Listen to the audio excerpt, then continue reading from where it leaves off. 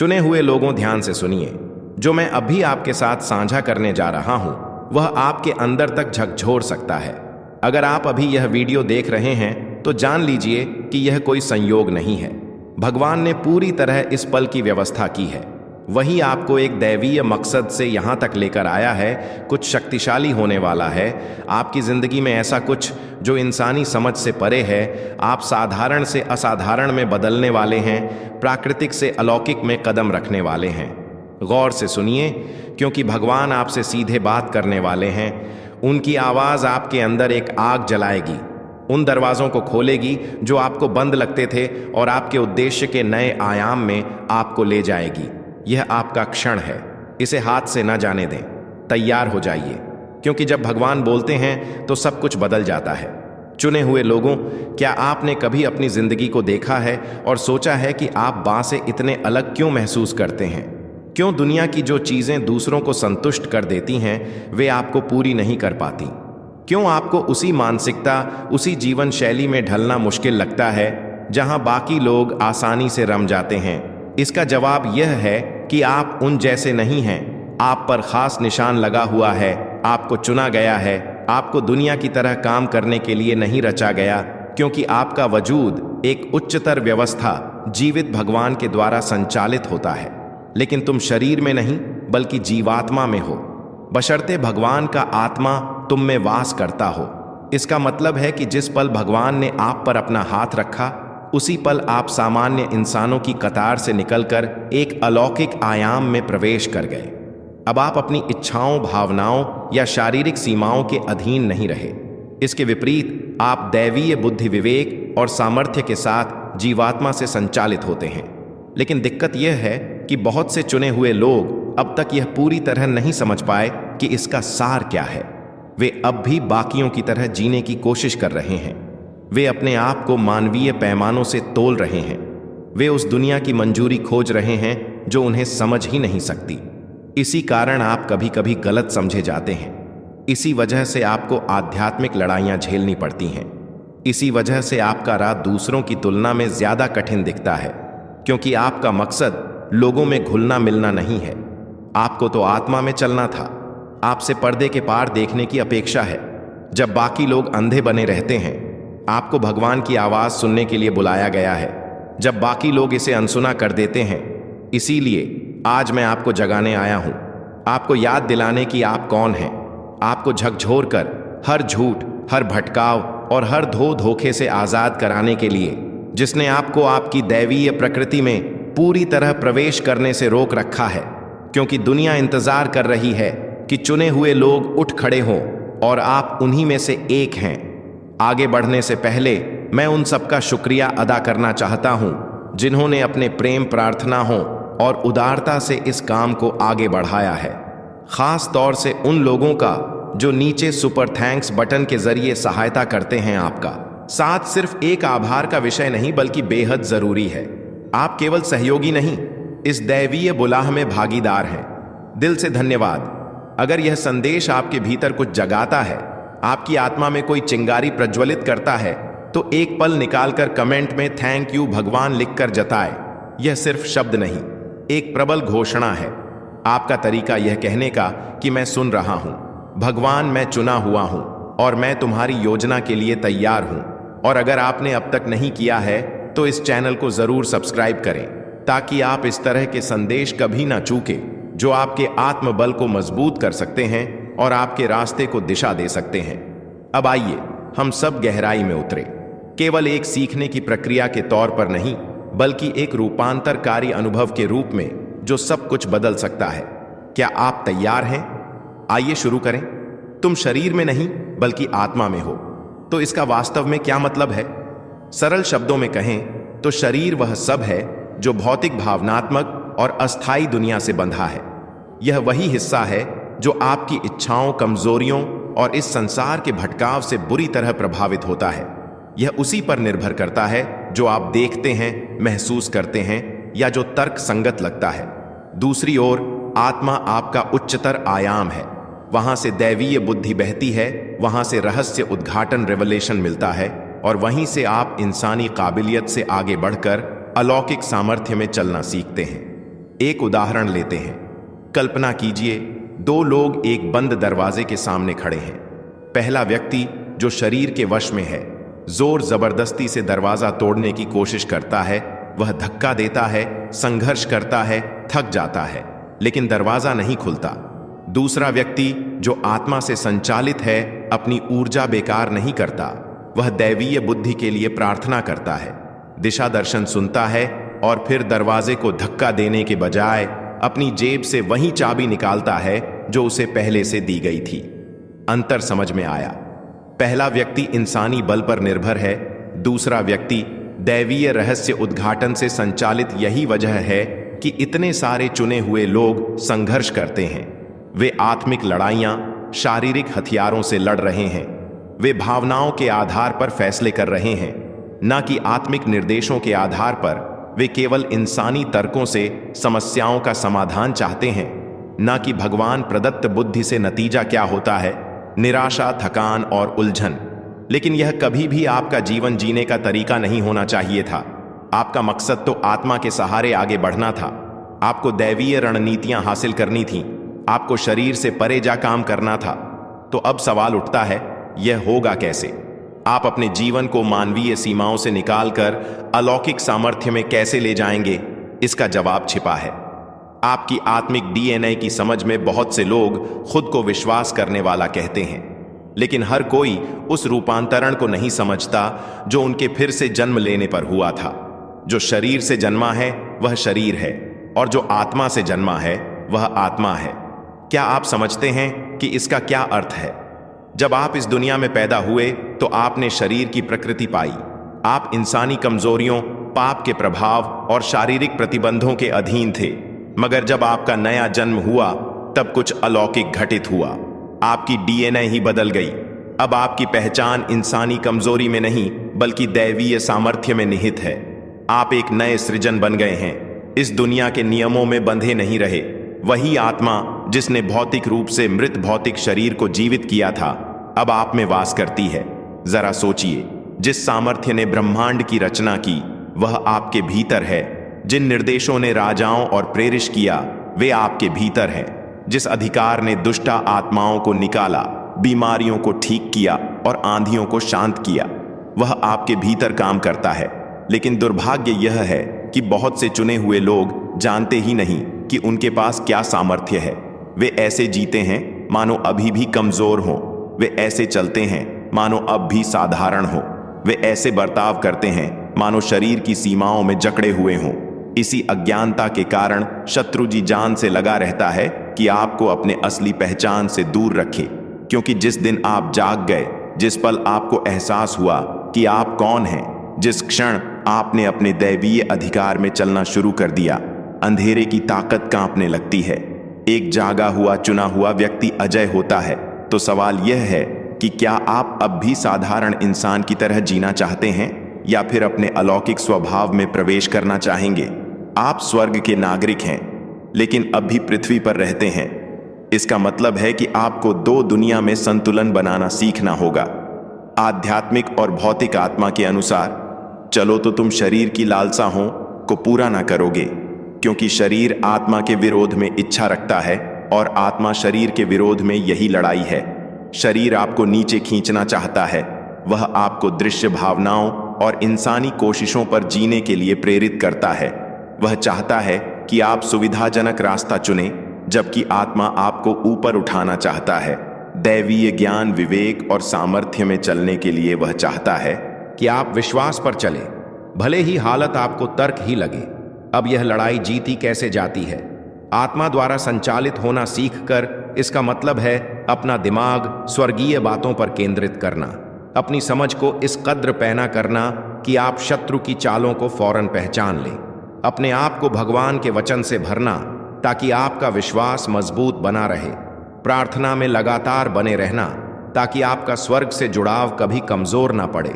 यह सब यूं ही अपने आप नहीं हो जाता। इसके लिए आपको हर दिन जागरूक रहना होगा, क्योंकि जिस पल आप चौकसी छोड़ देंगे, ध्यान भटकने देंगे या शरीर को हावी होने देंगे, उसी पल आप सामर्थ्य खोने लगते हैं। और चुने हुए लोग पराजय में नहीं जीते, वे अधिकार में जीते हैं। दुनिया उन्हीं चीजों से संचालित होती है जिन्हें देखा सुना या सामान्य दिमाग से समझा जा सके, लेकिन चुने हुए लोग आत्मिक दृष्टि से काम करते हैं। वे सिर्फ जानकारी से नहीं बल्कि की रहस्य उद्घाटन रेवलेशन से चलते हैं। इसका मतलब क्या है? इसका मतलब है कि आप अपने फैसले सिर्फ आंखों के सामने दिखने वाली बातों पर आधारित नहीं करते, बल्कि अपनी आत्मा के विवेक से करते हैं। आप इंसानी तर्क नहीं, दैवीय निर्देश पर चलने का संकल्प रखते हैं। एक सामान्य व्यक्ति सिर्फ अपनी 5 इंद्रियों देखना, सुनना, छूना, छकना और सूंघना से दुनिया को समझ सकता है, लेकिन आप एक चुने हुए को 6ठी इंद्री मिली है, आध्यात्मिक अनुभव की क्षमता। यही तो भगवान के वचनों का सार था, जब कहा गया जिसके कान हो वह सुने। क्या वह उन लोगों से कह रहे थे जिनके शारीरिक कान ही नहीं है? बिल्कुल नहीं। वे उन लोगों से मुखातिब थे जिनकी आत्मिक सुनने की क्षमता बंद थी। इस दुनिया में 2 तरह के लोग हैं। एक वे जो सिर्फ देखते हैं कि बाहर क्या हो रहा है, 2 वे जो समझते हैं कि भीतर पर्दे के पीछे असल में क्या चल रहा है। समझाने के लिए 2 लोगों का उदाहरण लीजिए। एक सेवक सुबह सुबह उठा और उसने एक विशाल सेना को अपने शहर को घेते पाया। वह डर गया और बोला, हे भगवान, अब हम क्या करें? उसे लगा कि सब खत्म हो चुका है। उसे अपने शारीरिक नेत्रों से केवल सैनिक हथियार और तबाही ही दिख रही थी, लेकिन जो आत्मिक रूप से जागृत था कुछ और ही देख रहा था। उसने कहा, डरो मत, जो हमारे साथ हैं वे उनसे कहीं अधिक हैं जो उनके साथ हैं। उस समय सेवक को कुछ समझ नहीं आया, क्योंकि उसे तो 2 ही लोग दिख रहे थे, जबकि दुश्मन की एक पूरी सेना थी। फिर एक ने प्रार्थना की, हे प्रभु, इसकी आंखें खोल ताकि यह देख सके, और उसी पल सेवक की आध्यात्मिक आंखें खुल गईं। उसने क्या देखा? पूरा पहाड़ अंधा नहीं था, पर वह आध्यात्मिक रूप से देख नहीं पा रहा था। वह सिर्फ समस्या देख रहा था, उस दैवीय सुरक्षा को देख रहा था जो पहले से मौजूद थी। यही वजह है कि कई चुने हुए लोग पीड़ित महसूस करते हैं। वे सिर्फ दुश्मन के हमलों को देखते हैं, लेकिन उन्हें अपने रक्षक देवदूत नहीं दिखते। उन्हें बंद होते दरवाजे दिखते हैं, मगर भगवान की तरफ से खुलता रास्ता नहीं दिखता। उन्हें रुकावटें दिखती हैं, पर पीछे चल रहा प्लान दिखाई नहीं देता। इसी कारण आध्यात्मिक दृष्टि जरूरी है। आपको अपनी भौतिक आंखों के भरोसे अपना विश्वास नहीं चलाना चाहिए, बल्कि आत्मिक रूप से देखना सीखना चाहिए। तो यह होगा कैसे? एक भगवान से मांगे कि आपकी आत्मिक आंखें खोल दें। हे प्रभु, मेरी आंखें खोल कि मैं देख सकूं। प्रार्थना में समय बिताए। प्रार्थना आपको आध्यात्मिक जगत से जोड़े रखती है। 3 वचन में बने रहे। आध्यात्मिक किताब में जितना उसका चिंतन करेंगे उतना ही आपकी आत्मा जागृत होगी। 4, ध्यान भटकाने वाली चीजों को दूर करें। शत्रु चाहता है कि आप शोर, मनोरंजन और सांसारिक इच्छाओं में उलझे रहे, ताकि आप भगवान के संकेतों को समझ ही ना पाएं। 5 दृष्टि से नहीं, विश्वास से चले। विश्वास का अर्थ है भगवान पर भरोसा रखना, भले ही भौतिक इंद्रियां कुछ और कहे। जैसे जैसे आप आत्मिक रूप से विकसित होते हैं, आपकी दृष्टि और पैनी होती जाती है। आप चीजों को घटित होने से पहले ही भांप लेते हैं, दैवीय संकेत पाते हैं, सच और झूठ में अंतर कर पाते हैं। चुने हुए लोग अंधकार में नहीं चलते, वे उन्हीं राहों पर चलते हैं जहां उनकी आत्मिक आंखें स्पष्ट देख सकती हैं। प्रत्येक चुने हुए व्यक्ति को एक लड़ाई का सामना करना पड़ता है। यह बाहरी लड़ाई नहीं, हथियारों से लड़ी जाने वाली नहीं, बल्कि भीतरी संघर्ष है। इसे बिल्कुल सीधा समझाता है। मैं कहता हूं, आत्मा के अनुसार चलो तो तुम शरीर की लालसाओं को पूरा ना करोगे, क्योंकि शरीर आत्मा के विरोध में इच्छा रखता है और आत्मा शरीर के विरोध में, और यह एक दूसरे का विरोध करते हैं, ताकि तुम वह न करो जो तुम करना चाहते हो। इसका मतलब है कि आपके भीतर 2 प्रकृति व टकरा रही हैं। एन शरीर, आपकी पुरानी आदतें, सांसारिक इच्छाएं और कमजोरियां। 2 आत्मा, आपका नया नया अस्तित्व, देवीय स्वरूप और भगवान द्वारा दिया गया उद्देश्य। यह दोनों लगातार संघर्ष में है। हर दिन आप चुनाव करते हैं। क्या आप आत्मा की आवाज सुनेंगे या शरीर की लालसा पर चलेंगे?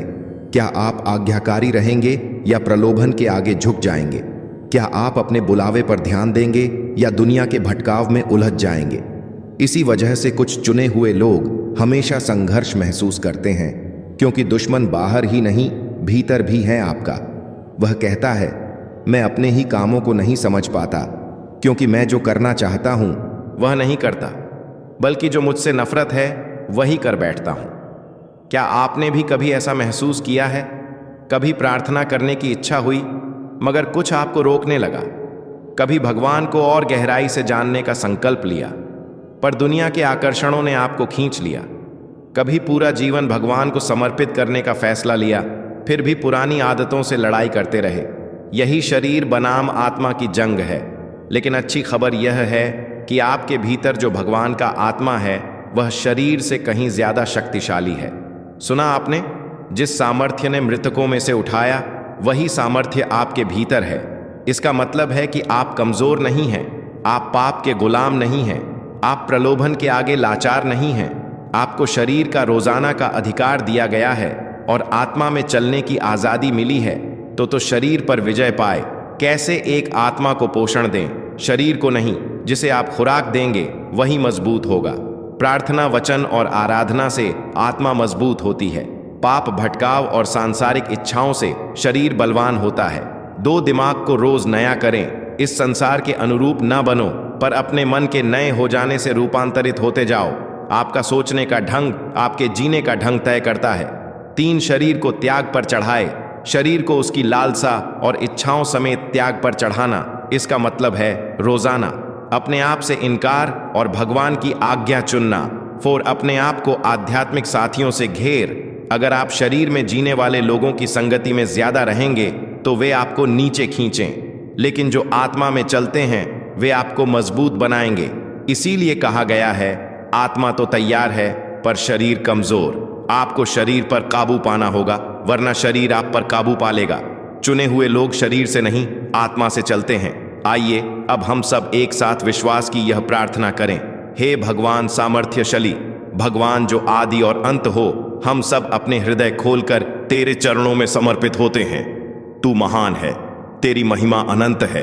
कोई अंधकार की ताकत तेरा सामना नहीं कर सकती। कोई दुश्मन तेरे चुने हुए लोगों पर विजय नहीं पा सकता। प्रभु, तूने हमें अंधकार से निकालकर अपने दिव्य प्रकाश में लाया है। तूने हमें दुनिया से अलग किया है।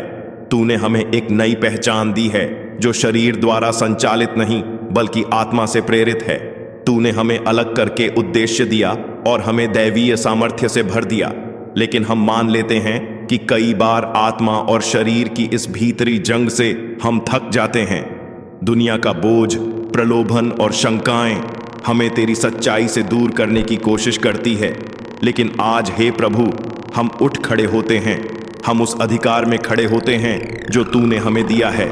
हम शरीर की लालसाओं से इनकार करते हैं। हम इस सांसारिक प्रणाली की सीमाओं में नहीं जीना चाहते। हम उच्चतर जीवन चुनते हैं, आत्मा का जीवन, दैवीय बुद्धि का जीवन, अलौकिक प्रबोधन का जीवन, पूर्ण विजय का जीवन। हे प्रभु, अपनी आग से हमारी हर कमजोरी को जला दे, हर पाप का बंधन तोड़ दे, हर कव्व को शांत कर दे, हर हमले को अपने वचन की सामर्थ्य से चकनाचूर कर दे। तूने हमें निर्बल नहीं बल्कि शक्तिशाली योद्धा बनाया है। तूने हमें पराजित जीवन नहीं बल्कि प्रभुत्व में जीने के लिए चुना है। तूने हमें आत्मा में राज करने के लिए रचा है, न कि शरीर का दास बने रहने के लिए। हे प्रभु, हमारी आत्मिक चेतना को जागृत कर हमें दिखाई ना देने वाली बातों को देखने की समझ दे। हमारे कान खो कि हम दैवीय निर्देश सुन सकें। हमारे हृदय खोल कि हम अपनी असली पहचान को गले लगा सकें, एक चुने हुए की पहचान। हे प्रभु, हम पर अपना तेज अभिषेक उड़ेल। अपने उपस्थिति के लिए हमारे अंदर गहरा प्यास पैदा कर। अपने वचन के लिए हमारे अंदर और ज्यादा जुनून पैदा कर। धर्मिल की प्रबल इच्छा भर दे। हर आलस्य का नाश हो, हर जड़ता की जंजीर टूट जाए, शत्रु का हर झूठ मौन हो, हर डर और संदेह निकल जाए। क्योंकि हम साधारण लोग नहीं हैं, हम पाप के गुलाम नहीं हैं, हम इंसानों के मतों से बंधे नहीं हैं। आज हम घोषणा करते हैं कि हम दैवीय अधिकार में चलेंगे। हम शरीर के अनुसार नहीं, आत्मा के अनुसार जिएंगे। हम स्वर्गीय बुद्धि, विवेक और सामर्थ्य से जीवन संचालित करेंगे। हम भगवान की आवाज सुनेंगे और उसकी राह पर चलेंगे। हम हावी रहेंगे, दबे नहीं रहेंगे। हम विजय रहेंगे, पराजित नहीं हो। शत्रु की ताकतें हार चुकी हैं, बेड़ियां टूट चुकी हैं, स्वर्ग के द्वार खुले हुए हैं और भगवान का आत्मा चलायमान है। पवित्र आत्मा की आग हर सीमा को भस्म कर दे। भगवान का आत्मा हमारे जीवन के हर कोने पर अपना कब्जा कर ले। भगवान की सामर्थ्य हम पर संपूर्ण रूप से उतरे। सामर्थ्य का रहस्य, उद्घाटन का और अलौकिक चीजों के लिए प्रबल प्यास का। हम साधारण जीवन जीने से इनकार करते हैं। हम आत्मिक बातों के लिए अंधे नहीं रहना चाहते। हम शरीर से संचालित होने से इनकार करते हैं। आज के बाद से हम एक ऊंचे आयाम में प्रवेश करते हैं और भी बड़े अधिकार में, दैवीय मुलाकातों में अलौकिक प्रकटिका हमारे अंदर की है। उसे कोई रोक नहीं सकता। हम धन्यवाद करते हैं क्योंकि हम विजय हैं। हम धन्यवाद करते हैं क्योंकि हमारी जिंदगी आत्मा के आयाम में प्रवेश कर रही है। हम चुने हुए हैं, अभिषिक्त हैं और हमें कोई रोक नहीं सकता। यह सब हम प्रार्थना करते हैं भगवान के सर्वशक्तिमान, अनंत और अजय नाम में। अगर इस संदेश ने आपके दिल को छुआ है और आप भगवान का वचन फैलाने के इस मिशन में सहयोग करना चाहते हैं तो नीचे सुपर थैंक्स बटन पर जाइए। एक छोटा सा दान भी किसी की जिंदगी में आशा और आनंद ला सकता है। इस महत्वपूर्ण कार्य में भगवान के साथ भागीदारी करने के लिए धन्यवाद। इस वीडियो को देखने के लिए अगली बार फिर मिलेंगे। तब तक कमेंट में बताइए आप अपने अंदर के इस आत्मिक और शारीरिक संघर्ष को कैसे अनुभव कर रहे हैं।